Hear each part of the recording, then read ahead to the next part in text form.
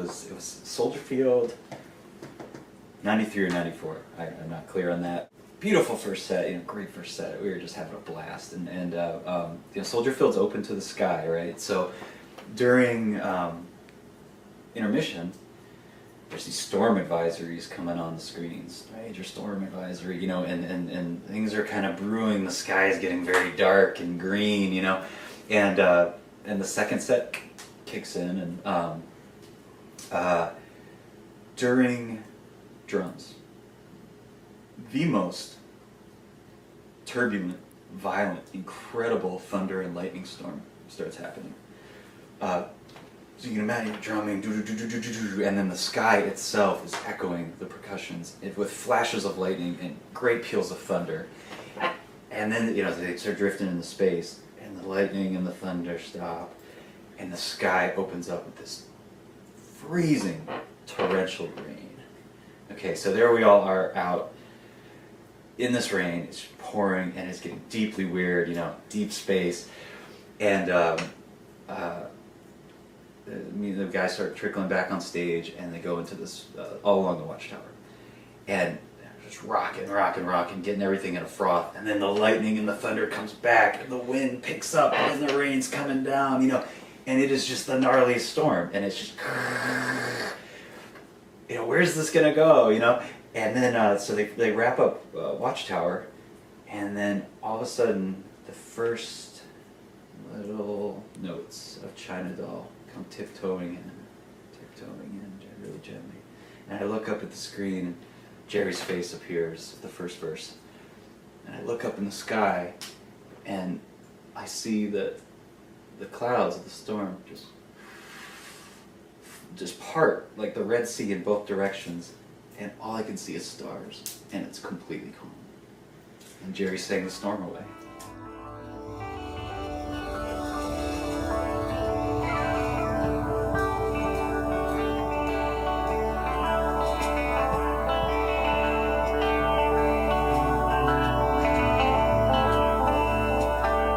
First, I was living in LA, and Kesey came and got me and took me to Cupertino to Bab's Spread. And they put toothpicks in my eyes and made me watch all of the footage of the bus trip to New York. And that was interesting. And then time went by, and I was putting on this event. Mrs. Gravy and I, not then Mrs. Gravy, we lived on a house in Lemon Grove with the great Del Close. And I had planned this event, the Lord Richard Buckley Memorial Sunset. Lord Buckley being the great raconteur.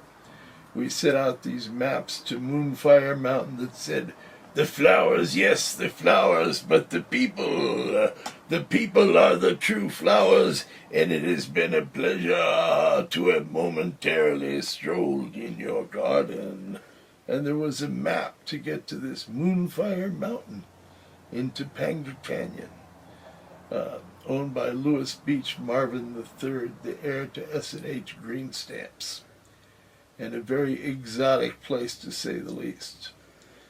And as the event approached, it began to rain, and rain and rain.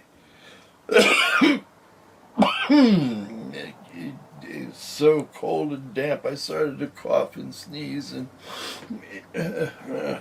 snot was flowing, but people kept saying, "What are you going to do? What are you going to do?" I said, "Well, let's go to sleep and see how it is in the morning."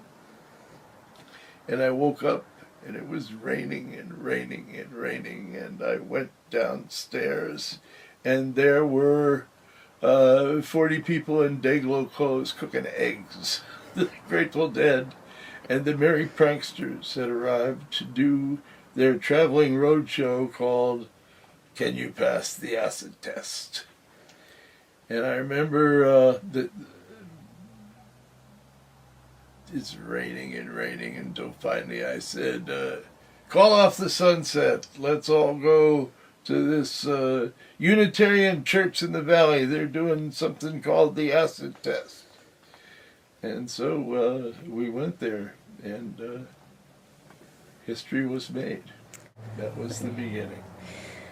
The most famous of all the acid tests, of course, was the Watts acid test, which was held on the evening of Lincoln's birthday in the area of Watts that was still smoldering from the Watts riots, and the pranksters had rented this huge warehouse. And this was the evening that LSD became illegal. So there were police up the wazoo, and we had these 2 garbage cans, brand new, spanking, galvanized garbage cans filled with Kool-Aid. And I began to address the multitude. I said, excuse me, multitude, I'm not really clowning around. The Kool-Aid on the right is the electric Kool-Aid. The Kool-Aid on the left is for the kids. Now let's go over that. Electric Kool-Aid for the kids. And I went over it, and over it, and over it. But people were dancing for 2-3 hours to the Grateful Dead. They just came out and looked for something wet to drink. And wet was about 300 micrograms a swallow, and people started melting down. And Ken Babs took one of Owsley's best microphones and shoved it down this sister's throat. And she's going, LSD! Run! Help! Help! LSD! Who cares? Who cares? Who cares? And I grabbed a mic and I says, some sister is unglued, and if you care, meet me where she is, and maybe we can glue her back together again. Then I drop the mic and I start crawling around looking for this, who cares? And it's coming, just every which way, and people are melting, and what a bummer. Till finally in this little side room, there she is, who cares? And maybe 15 people around her, maybe I knew 7 of them, and we joined hands, and we turned into jewels and light, and she turned into jewels and light, and that's when I passed the acid test. Like when you get to the very bottom of the human soul, where the knit is slamming into the grit, and you're sinking, but you reach down to help somebody who's sinking worse than you are. That's when everybody gets high, and you don't even need LSD to do that.